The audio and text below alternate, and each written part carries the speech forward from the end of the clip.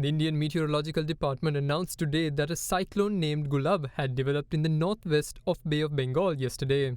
The department said it has begun its landfall process in India this evening. According to the department officials, the cyclone is likely to cross North Andhra Pradesh in South Odisha coast as a cyclonic storm with maximum sustained wind speeds of 75 to 85 km per hour, gusting to 96 km per hour during the next few hours. Meanwhile, the officials of the Department of Meteorology in Sri Lanka confirmed to First at 9 that there is no direct impact from the cyclone. However, that there can be heavy rainfall above 100 millimeters in several areas along with strong winds. There's no direct effect. However, with this system, southwesterly wind flow has strengthened across Sri Lanka.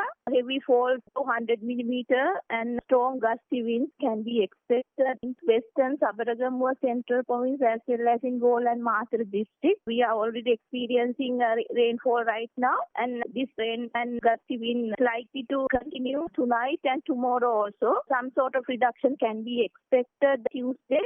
And the areas of Putlam to Kotville via Galle will be very rough at times.